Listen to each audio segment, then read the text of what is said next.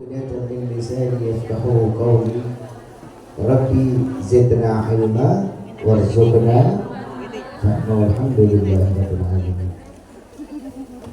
Pertama-tama bahan puji serta syukur kita panjatkan kehadirat Allah Subhanahu wa taala yang Maha Agung, yang Maha Luhur, yang Maha Bijaksana, yang alhamdulillah di siang yang penuh dalam keberkahan dan kemuliaan ini Allah masih terus memberikan kita penuh dalam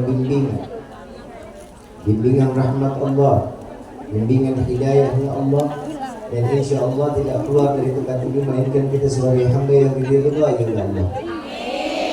Salawat beserta salam terlimpah curah kehadiran Nabi besar Muhammad sallallahu alaihi wasallam serta keluarga sahabat hingga umat Islam yang kiamat. Amin ya rabbal alamin.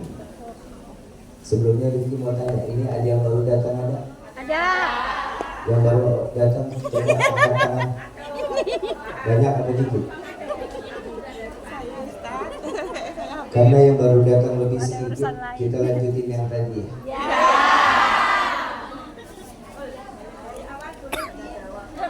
Siaran ulang sudah apa-apa. Nonton video atau YouTube-nya aja dari awal lagi. Tadi Mbak yang bertanya tentang talak lewat chat. Mbak, Kunci Meli bersalah kenceng lagi saya. Pak Biji, ada dua makal yang mengatakan tidak sah, ada yang mengatakan sah. Salah.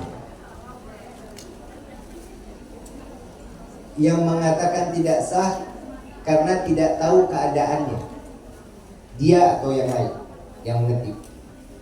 Tapi yang mengatakan kalau itu sah talaknya jika yakin itu adalah chat dari suami dan suami itu dengan niat memang mentalak, maka jatuh talak. Dia chatnya dengan niat memang dia mau cerai, jatuh talak. Itu namanya kinayah. Itu namanya kinayah. Paham ya? Jadi tanya yang benar-benar, niatnya benar atau enggak? Beneran enggak Rosi? Lah waktu nikahin kan pakai niatnya benar. Dia ceraiin aja juga niatnya benar apa enggak? Begitu ya? Ya. Kalau dengan jadi ada dua makalahnya itu. Kita nggak tahu, kembali lagi ke hatinya. Ke hatinya seseorang suami. Jadi makanya lebih baik video call. Itu udah pasti mutlak. Kita lihat dan dia keluar dari lisannya bahwa dia talak. Nah, itu masuknya kena. Bib, kalau seandainya suami saya cuma bercanda, tetap kena masuk talak. Bib, suami saya dalam keadaan emosi, masuk ke dalam talak. Bib, suami saya lagi mabuk, masuk dalam talak. Kecuali suaminya gila. Kalau gila nggak dihitung. Orang gila, paham ya? Pertanyaan-pertanyaannya dikumpulin aja dulu ya.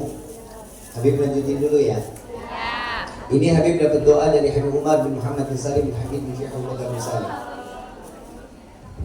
Doa menyambut bulan Maulid. Ikutin ya.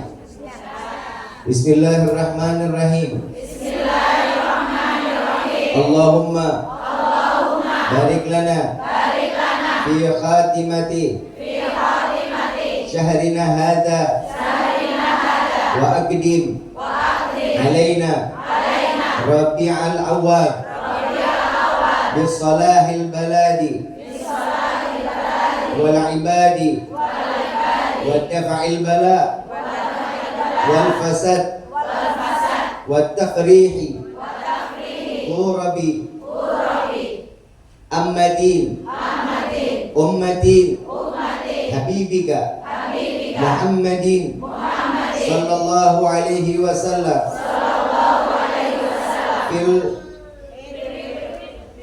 Fil khafi Wal badi Ya Karim Ya Jawad Ini doa biasa dibaca. Ini beliau kalau ngasih doa itu setiap Rabiul Awal datang ada doa baru lagi. Setiap ada Rabiul Awal ada doa baru lagi dan ada sholawat-sholawat baru. Insya Allah mudah-mudahan kalau mau tahu nanti bisa di WhatsApp ada saluran Habib Rifki Alitrus. Di WhatsApp ada saluran Habib Rifki Alitrus. Adanya di status ya. Kalau nggak salah di status, di situ nanti dicari ada saluran, cari aja Habib Rifki Alitrus. Nanti semuanya Rifki taruh di situ semua. Untuk doa sholawat. Ayyuhal hadirun jamaah rahimakumullah. Tentang Syekh Abdurrahman Ad-Diba yang mengatakan ahdiru qulubakum ya ma'syarad dzawil albab. Tadi kita ngebahas tentang air seni dan air akal dan iman nggak boleh jadi satu. Akal harus ikut apa kata? Iman nggak boleh ikut kata? Kalau akal mengatakan sesuatunya yang bertentangan dengan iman, singkirkan. Paham ya?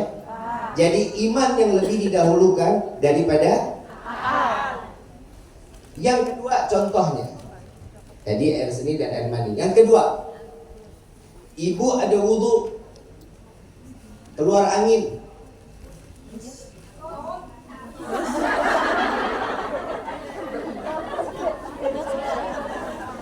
Keluar angin, batal nggak wudhu? Cara mengembalikan dirinya dalam keadaan suci cukup dengan wudhu.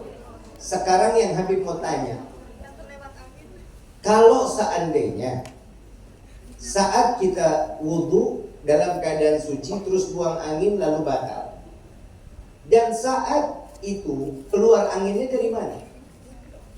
Atas apa bawah? Berarti kenapa kok yang dibasuh muka? Akal nanya dong, yang keluar angin yang mana? Kok yang basuh muka? Yang harusnya dibasuh yang mana? Bawah. Akal main.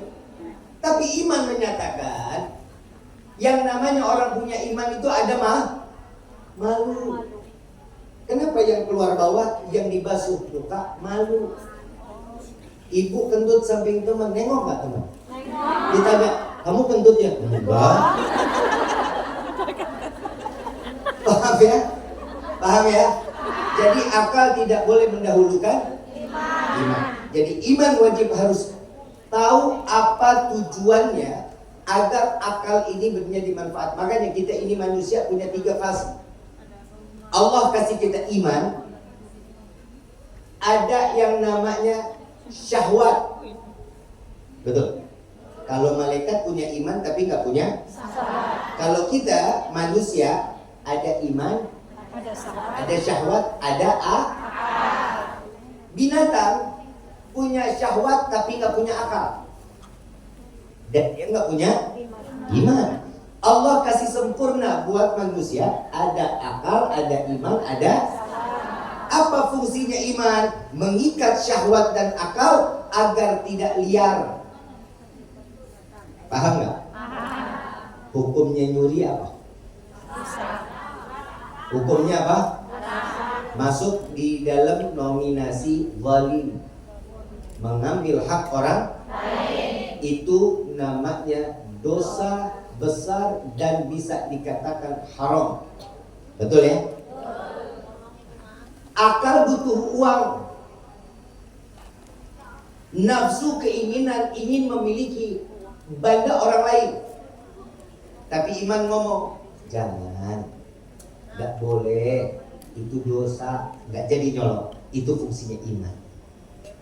Bib, saya punya teman sholatnya rajin banget, tapi nyolong ayam.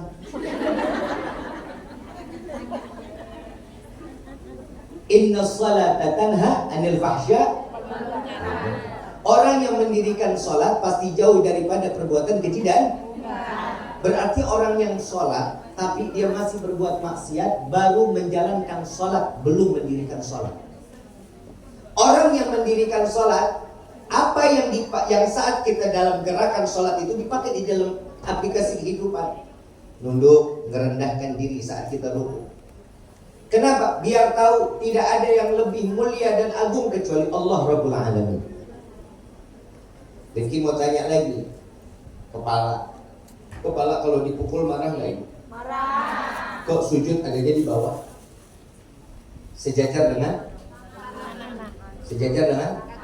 telapak kaki.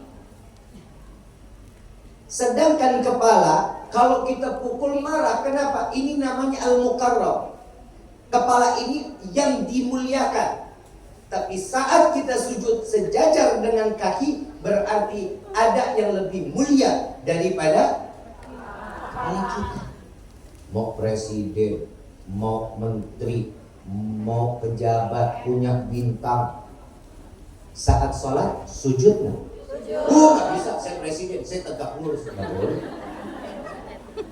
Nggak bisa, saya banyak duit, nggak boleh. Tetap harus sujud. Dan saat sujud yang paling tinggi apa dari anggota badan kita? Apa? Bokong. Apa? Pantat. Saat kita sujud, yang bokong ini jauh lebih tinggi daripada kepala. Kenapa? Biar kita tahu apa yang kalian cari di dunia semua akan menjadi sia-sia. Jujur, ibu makan sampai banyak makan, keluar duit sekali makan 13 juta. Bingung makan apa nih? Makan besi. Setiap kali makan habisin duit 15 juta. Buangnya kemana? Mulut apa belakang? Kemana larinya? WC. Mau makan 13 juta, mau makan 1 miliar, tetap keluarnya Sama. nggak ada, ditadangin lagi buat besok. Nggak ada. Jadi kehidupan ini tidak bisa diukur dengan akal, wajib dengan iman. Ibu datang ke sini, iman. Yang geser ibu dari tempat ke sini, iman. Ibu duduk dalam keadaan tenang, kuping ngedengerin, itu iman. Kenapa? Iman yang membawa agar akal ikut ke dalamnya. Paham ya? Paham sampai sini? Ya udah, kalau udah paham kita tutup dengan doa. Udah paham belum? Belum. Udah memang.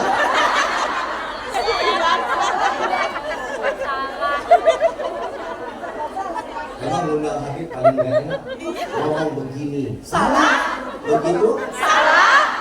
Kalian kan juga begitu sama suami-suami benar aja disalahin. Suami benar salah, suami salah.